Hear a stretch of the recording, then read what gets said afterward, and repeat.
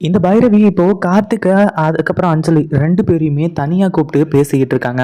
ஏற்கனவே கார்த்திக் எந்த அளவுக்கு கோவத்துல இருக்காரு. அது மட்டும் இல்லாம கௌதம வந்து பார்த்தீங்கன்னா இவ்வளோ நாள் அண்ணனா இருந்திருக்காரு. கௌதம அண்ணன் கூட வந்து பார்த்தீங்கன்னா நினைக்காம அந்த சொத்து எல்லாத்தையுமே வந்து பார்த்தீங்கன்னா தான் பேருக்கு எப்படி எழுதுறது அப்படிங்கிற ஒண்ணு மட்டும் தான் கார்த்திக்கோட மைண்ட்ல ஓடிக்கிட்டு இருக்கு. மொத்த சொத்தையும் புடுங்கணும். கௌதம் அவமானப்படுத்தணும், அசிங்கப்படுத்தணும்னு சொல்லிட்டு. இதுல வேற பைரவி அங்க வீட்ல ஏதோ சாதாரணமா நடந்த விஷயத்த இங்க அது மிகப்பெரிய பூகம்பமாவே நடந்துச்சு. இது எல்லாத்துக்குமே காரணம் இலக்கியா தான். இலக்கியா தான் வந்து பார்த்தீங்கன்னா ஜானகி அண்ணியோட மனசை வந்து பார்த்தீங்கன்னா மாத்திட்டு இருக்கான் அப்படின்ற மாதிரி வந்து சொல்லிட்டு இருக்காங்க. ஆனா இவங்க பேசுறது எல்லாத்தையுமே நம்ம வசந்த் வந்து பார்த்தீங்கன்னா மாஸ் என்ட்ரி கொடுத்து வீடியோ எடுத்துட்டு இருக்கான். ஒரு பக்கம் கார்த்திக்கும் அதுக்கப்புறம் வந்து பார்த்தீங்கன்னா நம்ம அஞ்சலி 2 பேருமே வந்து பார்த்தீங்கன்னா இங்கிருந்து அதாவது வெளியே வந்து போறதை பார்த்துட்டு அவங்கள ஃபாலோ பண்ணி போய் தான் இவங்க பேசுறது எல்லாத்தையுமே ரெக்கார்ட் பண்ணி நம்ம இலக்கியாவுக்கு வந்து அமுச்சு விட்டுறாங்க.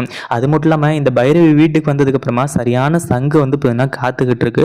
ஏன்னா அப்போ தான் வந்து பார்த்தீங்கன்னா இந்த பைரவிலாம் திருந்துவா. பைரவியை முதல்ல அடித்து அந்த வீட்டை விட்டு துரத்துனாங்க அப்படின்னா பாதி பிரச்சனை வந்து பார்த்தீங்கன்னா முடிஞ்சிடும். இதை பற்றி நீங்கள் என்ன நினைக்கிறீங்க? அந்த வீடியோ பிடிச்சிருந்தா லைக் பண்ணுங்கள், ஷேர் பண்ணுங்கள்.